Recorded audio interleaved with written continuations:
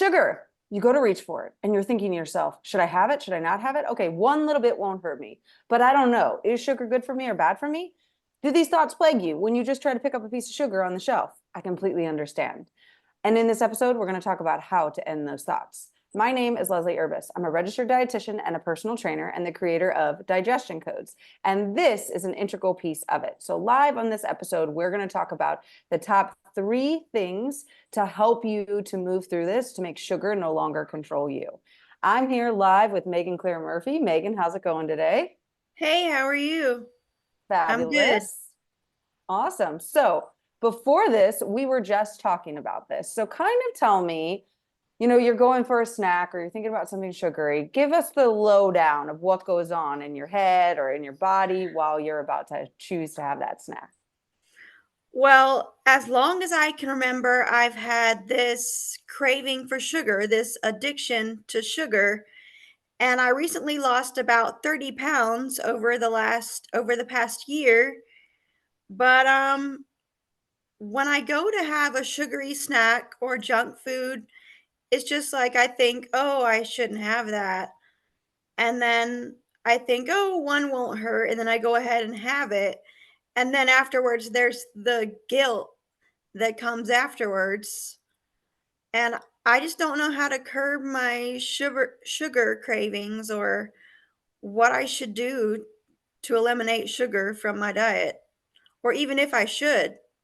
There you go. Okay, so we're going to break that down. Let's start with the first question is you said afterwards you think you shouldn't have eaten sugar or there's like a little bit of guilt associated with the sugar. Mhm. Who taught you that sugar was bad? Mm, the media and my teachers at school when I was little, and my parents, and my doctor because I'm borderline pre-diabetic. Okay. So you have a lot of people out there telling you that sugar is bad, right? Yeah. Okay. Here's where I go to. If I were sitting here with, I have nothing to hold. We're going to go with pens, a bowl of fruit, and a bowl of sugary candy like Twizzlers or Sour Patch Mhm. Kids or something. To you, you would say which one is better, the fruit or the Sour Patch Kids or the Twizzlers? The fruit? Okay, so the fruit is better, right? In your mind, the fruit is better. I want you to know that immediately when you ingest the fruit versus the Sour Patch Kids, your body will answer differently because the feelings when you consume the fruit are positive. This is Mhm. good for me. This is healthy for me. I'm allowed to have this and I put this in my body, right? Mhm. Okay. The moment I go to consume Twizzlers or Sour Patch Kids or something like that, I have this hesitation. This is bad for me. This causes me to feel bad. The doctor tells me not to. All these people are telling me not to. So the feelings of guilt, shame, I shouldn't come into my body. Mhm. Now, when you were a kid, and you did something wrong, were you punished? Sometimes, usually, Okay. So like oftentimes. go to your room or look at the corner or whatever. I don't know. Those are things I had, I think, when I was a kid, like Yeah. go to your room or go to the corner Go or to your whatever. room. Hmm. Okay. So you are now your own parent. And so you have all of this messaging in your brain of like, this is bad for me. I'm going to ingest it. But the thing is, it tastes so good. And when I was 18 and I went to college and I could enjoy this and nobody Mhm. was telling me no, this was freedom because mom wasn't like, oh, you can't eat the whole bag. Where was mom? Nowhere to be found. Exactly. I'm going to eat the whole bag, right? So now this has a whole lot more of a story in it. But Mhm. truthfully, the fruit and the Sour Patch Kids are the same thing to your body. Your body has Oh my no clue goodness. that this sugar came from fruit and this sugar came from Sour Patch Kids. It literally gets digested into your bloodstream. So anything that's straight carbohydrate or sugar, okay, because all carbohydrate breaks down into sugar, processes the same way in your body. When your body sees a carbohydrate, it breaks it down to the smallest molecule, aka sugar, which is why you said my blood sugar is high, right? It's the same Mhm. sugar. In order for it to get into our bloodstream, your body has to convert it to the same type of sugar. So it converts it to the sugar and it sends it into your liver. Your liver immediately says, oh, okay, this is carbohydrate. Send it back out. Let's send it through the bloodstream. And so sugar goes all around your body and says, am I needed here, here, here, here, here, here, here, here, here. If it's not, it then goes back to the liver. This is why we say things like candy can give us a sugar rush, a sugar high, because there's nothing to it. It's just straight sugar. So our body can easily digest it, easily put it in the liver and send it right out. Okay. But the fruit is no different. Okay. The fruit is no different. The juice is no different. When a diabetic has low blood sugar, what do we give them? We give them juice because it's rapid. Yeah. It doesn't even really have to digest because it's liquid, right? We know we pee more than we poop in a day. Okay. Yeah. So truthfully, we need to change the thought process of, don't get me wrong, I'm a dietitian. I understand too much processed sugar has a different effect on the body. However, it doubles in its negative effect because we give it shame and guilt. Shame, guilt, bad feelings, thinking about that increases our stress hormones, which increases the probability of the sugar bringing horrible deterioration and other bad effects versus the fruit. So what we have to do is drop the story. Fruit digest the same way as Sour Patch Kids. At this exact moment, I come to the kitchen and I ask myself, what do I really want to eat right now? And if the answer goes, oh, I really want those Sour Patch Kids, but you have the next thought in your head of like, but I shouldn't or whatever, I want you to ask yourself, well, why do I want the Sour Patch Kids? Why would you want the Sour Patch Kids? Because the taste of the sugar is comforting and it'll taste so good, and it's like maybe my blood sugar is low and my brain is craving something to boost it back up. I don't know. Okay. I So just do. all of those things, the first thing was comfort. I'm going to go with that's probably your true basis. Okay. So I had the comfort.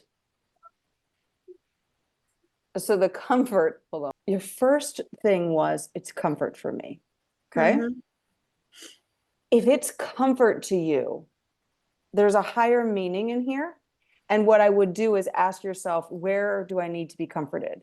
If I don't want to eat the food, how else could I comfort myself right now other than my Sour Patch Kid? Okay. So I ask people to ask that because you can address right now, there is no other way I want to comfort myself. I want the Sour Patch Kid. So eat it. But then eat it and be done. Don't produce the guilt. Don't give yourself, oh, I'm a horrible person now because I shouldn't have had it. Instead, I'm choosing to eat the Sour Patch Kid. And when the next thought comes in, it's like, nope, I chose. This is my comfort. I feel good about it. Next piece of information. Does that make Yeah. sense? But then I think, well, maybe you should just eat a few of them instead of having the whole bag. That's the next thought that comes to mind. If you're going to eat them, only don't eat the whole bag. Don't eat a whole bunch of them. Just eat a little bit. So there, I would tell you, there's nothing wrong with thinking that. You need to decide when you go to consume it, how much before you start consuming. And then you need to commit and keep the commitment with yourself. Because if you break the commitment to yourself, then you'll be in the habit of just, I'm going to eat it all because Just the letting habit it brain go. will talk to you more. Yes. So then I would pour out like a little bowl like this big of Sour Patch Kids and say, okay, that's all I'm going to have. And the only thing, I'm only going to have what's in the bowl and don't eat any more. Then I guess that would be a way to do it. Exactly. Just like that. And then you commit. Keep the commitment to yourself. The reason why people start failing is because they don't commit. They're like, okay, I'm going to pour this bowl and I think it's going to satisfy me. But if it doesn't, I'm going to go back and get more. Guarantee you go back and get more. You have to commit. It's the same way as if I got into my car right now. Okay, I live in Spain. Well, let's just say I live in Jacksonville, Florida. If I got in my car right now in Jacksonville, Florida, and I headed west towards Texas, okay, and I'm sitting there and I'm like, I don't know that I want to go to Texas anymore. Or I'm not sure, maybe I do want to go to Texas, but I get off of I-95 and I start going north. I'm not going the most distinct way. I didn't commit. I didn't make the answer. I committed to being all over the place, right?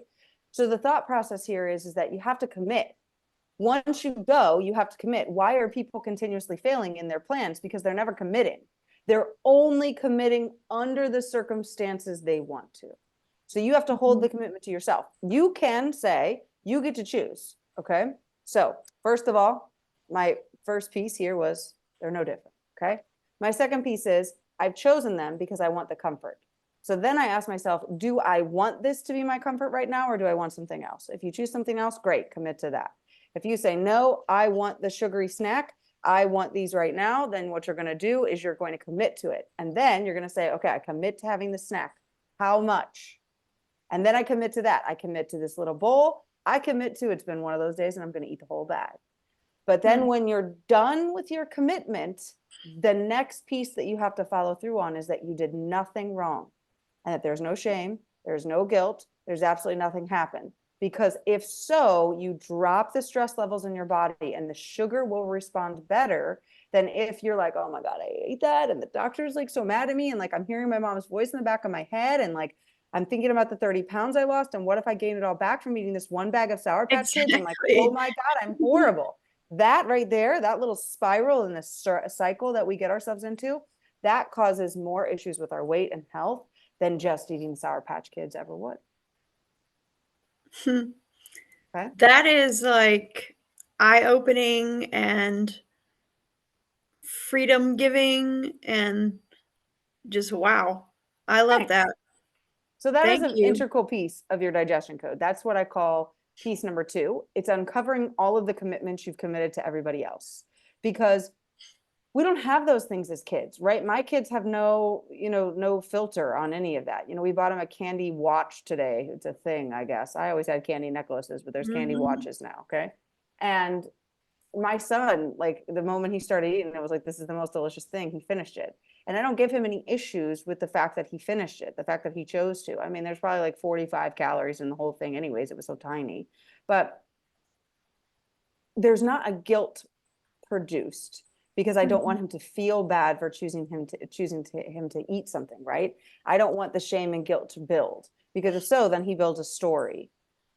Part of why we make it so difficult is because we have all of these stories of failures around us for weight loss. Weight loss is not actually hard until we create all these other extra stories. And that's an integral piece of your personal digestion code. So all of the commitments we make will block us. So for all of the people that were here live, I hope you enjoyed that. That was a real live piece of digestion codes. But Megan, is there any place that people can find you if they want to follow you in your journey or anything like that? Feel free to share. Yeah, so real quick, I have my own YouTube show for kids called The Aunt Nene Show. It's a variety show for kids ages 8 years old and younger. You can find it on my YouTube channel. It's my name, Megan Claire Murphy, and the number 2. That's Megan Claire Murphy 2 on youtube.com. Awesome. I love it. That sounds fabulous. I have 2 kids under 8, so that's hilarious. Perfect. Well, again, all of that will be underneath here. She gave me all of her links. So underneath the video, you will find that.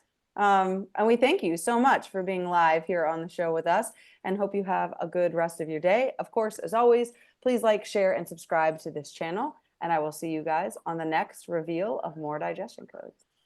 Thank you.